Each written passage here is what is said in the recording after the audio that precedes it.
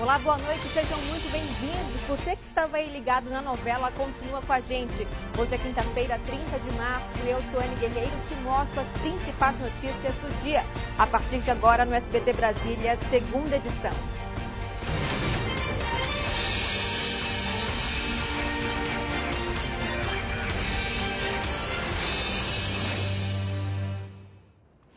Preste atenção nesse vídeo que a gente recebeu de uma mãe. Ela está desde cedo lá no HMIB, à espera de atendimento para a filha de 6 anos. Está um descaso no hospital do HMIB. A gente está aqui, tem gente aqui desde 2 horas da manhã, eu estou aqui desde 7 da manhã, esperando atendimento. Eu cheguei aqui, minha filha com 39 graus de febre, o hospital lotado, eles só fazem triagem, não chamam. Minha filha pegou uma fita amarela, não sei a quem é que ele está atendendo, porque não chama ninguém.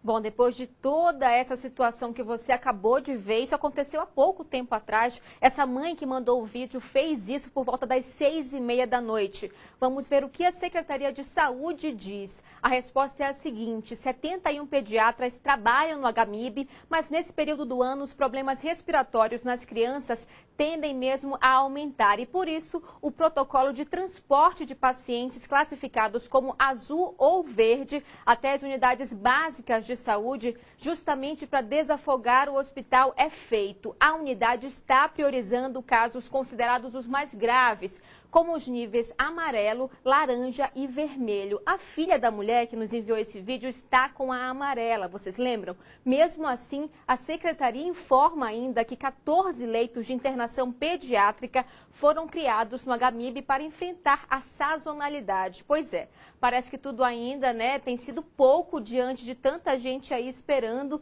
Essa criança com febre aí ficou o dia inteiro buscando atendimento e mesmo assim não conseguiu. É bem sério, né, gente? Bom, uma notícia boa, em especial para as mulheres. A Câmara Legislativa aprovou uma lei contra o assédio em bares, restaurantes, festas e eventos. É claro que muita gente gostou da novidade. Para elas, a aprovação da lei é um sinônimo de segurança e vitória. Muitas vezes a vítima está sob o efeito do álcool ali, não está conseguindo entender o que está acontecendo exatamente.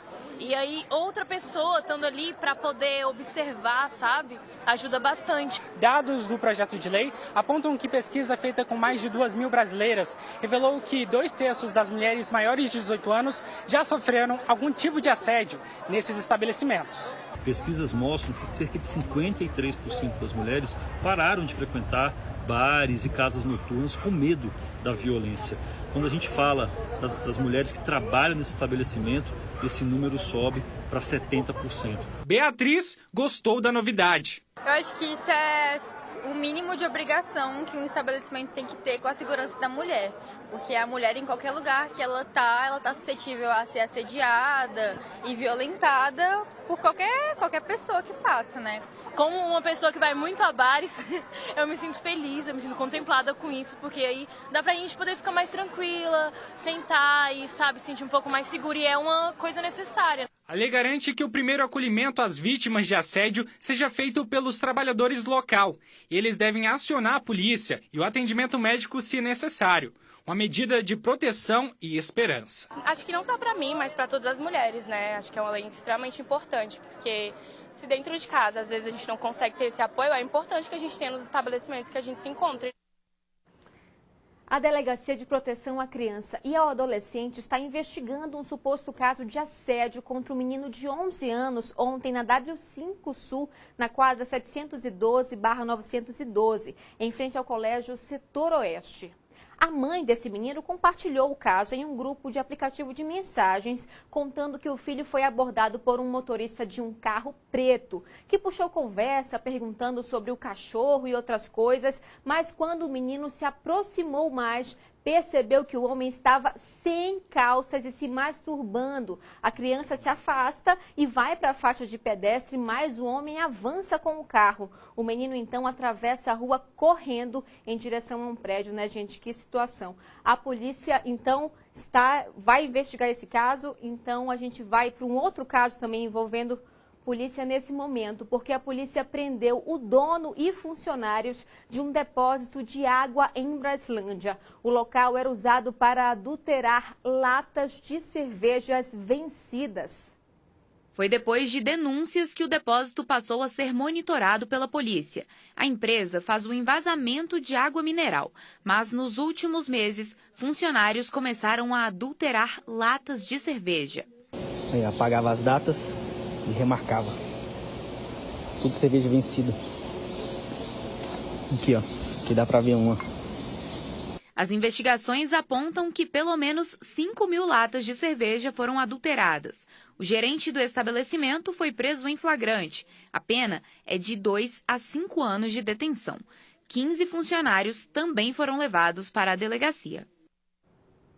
Agora, uma ótima dica para quem precisa tratamento nos olhos. A partir da semana que vem, a clínica de oftalmologia de uma universidade no Gama vai atender até 200 pacientes por mês em serviços comunitários, que vão desde o diagnóstico para o uso de óculos até consultas de fundo de olho e a medição da pressão ocular. A clínica funciona no campus da Uniceplac. Para agendar a consulta é só ligar no 3035 7565 ou enviar mensagem pelo celular 996254598, das 8 da manhã às 18. Lembrando que ela tem outros serviços de saúde como ginecologia, pediatria e psiquiatria. Muitos casais, por vários motivos, resolveram aumentar a família por meio da adoção. E aqui no DF, a adoção de irmãos, sejam 2, 3 ou mais, tem aumentado. Para muitos casais, aumentar a família assim de repente gera desafios, mas também eles dizem que a vida ficou bem mais completa.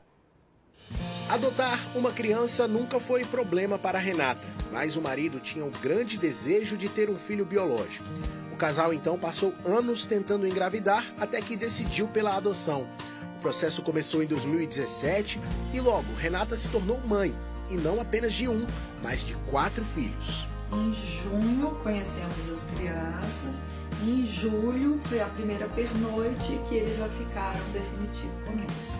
E eles tinham 4, 6, 9 e 10 anos. Vamos completar 5 anos juntos, agora em junho desse ano. Fred e Alana já viviam com 2 adolescentes, Amanda, de 17 anos, e Alexandre, de 18, filhos biológicos do Fred. Mesmo assim, eles decidiram aumentar a família.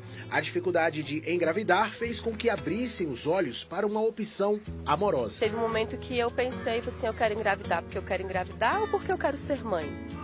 Né? Como não era assim tão possível engravidar, né? Não era algo fácil, teria que fazer inseminação e eu não queria passar por esse processo, eu optei realmente pela adoção porque foi o que o meu coração sentiu, né? Como ainda faltam pequenos detalhes judiciais da adoção, eles preferiram preservar a identidade das crianças.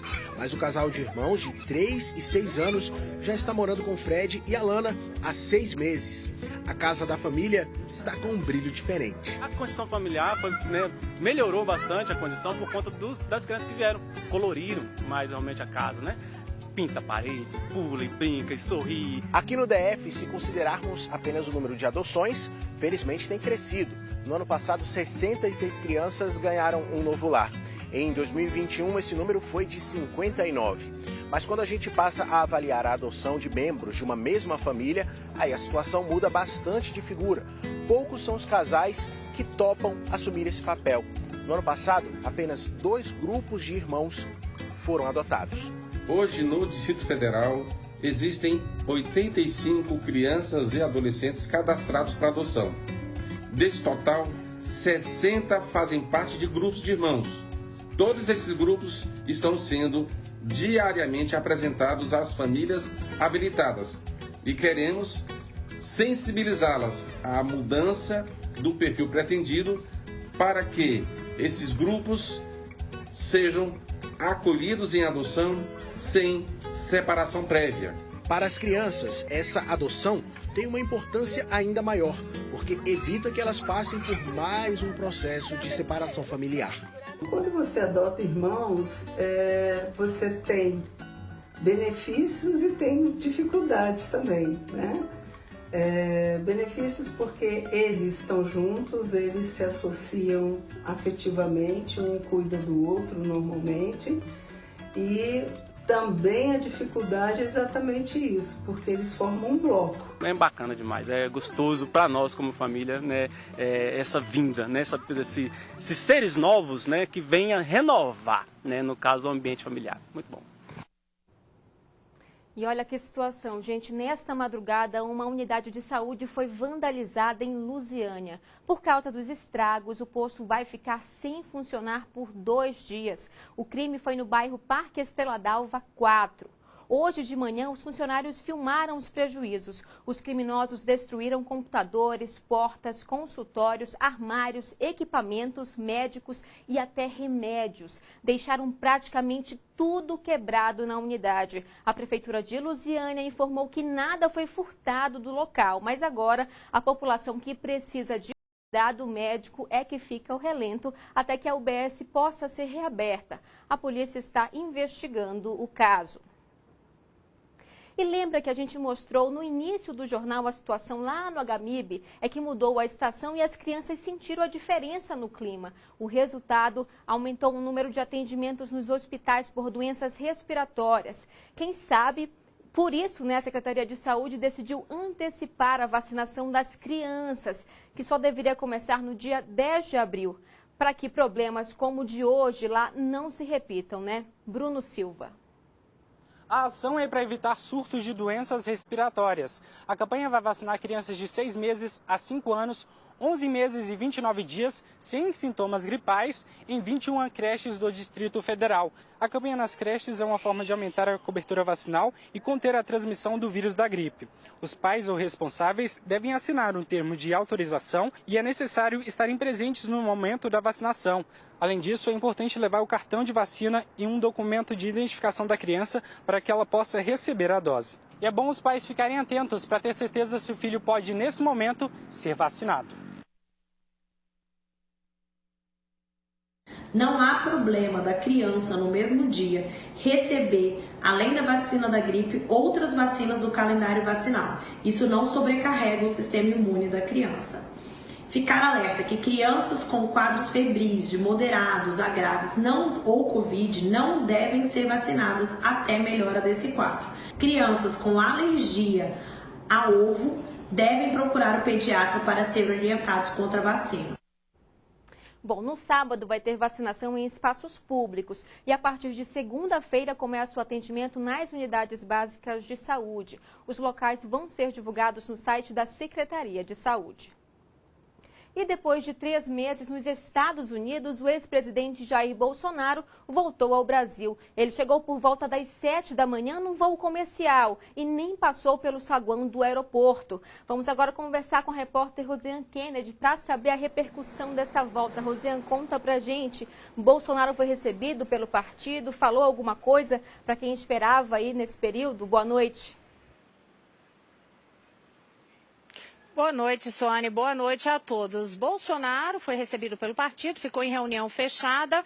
Agora, deu um recado que foi o seguinte, disse que ele não seria a liderança da oposição, que esse papel caberia ao Congresso. Fez uma crítica, obviamente, ao atual governo, no entanto, mostrando-se que vai estar como forte discurso de oposição. Quando Bolsonaro diz que esses que estão aí no poder não vão ficar por muito tempo, que não vão fazer o que bem quiserem, entenderem com a nação, ou seja, colocando o posicionamento político dele. E o afago ao Congresso Nacional, Sônia, é justamente porque ele sabe que para fazer uma oposição forte ao governo Lula vai depender da base dele, a antiga base dele de governo, lá no Congresso Nacional. Ele que é do PL, o partido que tem a maior bancada na Câmara dos Deputados. Agora, Bolsonaro voltou ao Brasil no momento em que é alvo de várias investigações. Somente no Supremo Tribunal Federal, por exemplo, ele é investigado em 5 inquéritos, entre eles o das milícias milícias digitais e também aquele que apura se ele teria incentivado os atos de 8 de janeiro. No Tribunal Superior Eleitoral, são 20 ações, entre elas aquela que trata sobre a reunião que o Bolsonaro fez com embaixadores e fez acusações sem prova contra o sistema eleitoral. Ações que vão avaliar, inclusive, se ele pode ficar inelegível. Além de tudo isso, Bolsonaro ainda deve depor no próximo dia 5 na Polícia Federal a respeito do caso das joias que não foram declaradas na entrada no Brasil. Suane? Rosia, muito obrigada pelas informações. Uma boa noite para você. E na Câmara Legislativa, o dia foi de mais depoimentos à CPI de atos antidemocráticos. Quem prestou depoimento hoje foi o coronel da Polícia Militar, Jorge da Silva Pinto, ex-coordenador de assuntos institucionais da Subsecretaria de Inteligência da Secretaria de Segurança Pública. Vamos então agora acionar a reportagem, conversar com a repórter Amanda Mustafa para entender o peso desse depoimento. Amanda, o coronel fez umas afirmações graves, envolvendo o ex-secretário de Segurança Pública, Anderson Torres, não foi isso? Conta pra gente. Boa noite. Oi, Suane, boa noite para todo mundo. É isso mesmo, viu? Segundo o coronel da PM, Anderson Torres participava de um grupo de mensagens junto com outros membros da área de inteligência e foi alertado sobre o plano de golpe de Estado. Disse que essas informações elas foram repassadas também ao então secretário executivo da Secretaria de Segurança Pública do DF, Fernando Oliveira. O coronel disse à CPI que esses informes eles se intensificaram a partir do dia 5 de janeiro, falando sobre o risco de confronto dos golpistas, entre golpistas e os policiais militares, e também no próprio dia 8 de janeiro, falando sobre a chegada de 126 ônibus aqui em Brasília e de 2.500 manifestantes. Ele afirmou também que ele não sabe de que forma os decisores entenderam esses alertas, mas que o trabalho da célula de inteligência criada para monitorar o impacto das manifestações antidemocráticas foi feito e que é isso. Vamos ouvir um trecho do que ele disse. No dia 5, recebemos o único documento oriundo do Ministério da Justiça que tratava da participação de CACs dentro de um grupo de WhatsApp, estava tratando sobre essa condição de tomada do poder. O movimento dos dias 7 e 8 se chamava Tomada de Poder e, a partir do dia 9, Greve Geral. Todos esses dados eles foram reunidos e passados para o secretário executivo. Suane, hoje de manhã, também depois de ouvir o coronel, a Comissão Parlamentar de Inquérito dos Atos Antidemocráticos decidiu pedir o registro de todas as pessoas que chegaram de ônibus a Brasília entre os dias 1º e 8 de janeiro. E também o registro da relação de hóspedes dos hotéis de quem se hospedou aqui entre os dias 6 e 9 de janeiro. Além disso, os membros da CPI vão enviar um requerimento à Polícia Militar e à Secretaria de Segurança Pública para pedir que eles compartilhem informações sobre os inquéritos dos oficiais e praças envolvidos nos ataques de 8 de janeiro. Suane. Obrigada, Amanda. Boa noite para você. Uma briga de trânsito em Lusiânia envolvendo um policial militar aposentado aqui do DF acabou em troca de tiros. O PM teria discutido, ameaçado e apontado a arma para um motociclista. Alguns motoboys que presenciaram a discussão foram atrás do militar e chamaram a PM de Goiás. Quando os militares chegaram na casa dele, houve troca de tiros, mas ninguém ficou ferido. O PM que se envolveu na confusão foi levado para a delegacia para prestar depoimento. Que confusão, hein? Vamos terminar a edição de hoje vendo como está a movimentação nas câmeras do DER. Essa aqui é a estrada Parque JK, saindo da ponte JK, na saída sentido Jardim Botânico. A gente vê aí um trânsito pesado, de carros, apesar disso a gente vê que está fluindo um pouquinho, mas a gente vê uma retenção ali, então é preciso ter paciência nessa volta para casa. Uma ótima noite para você, obrigada pela companhia, até!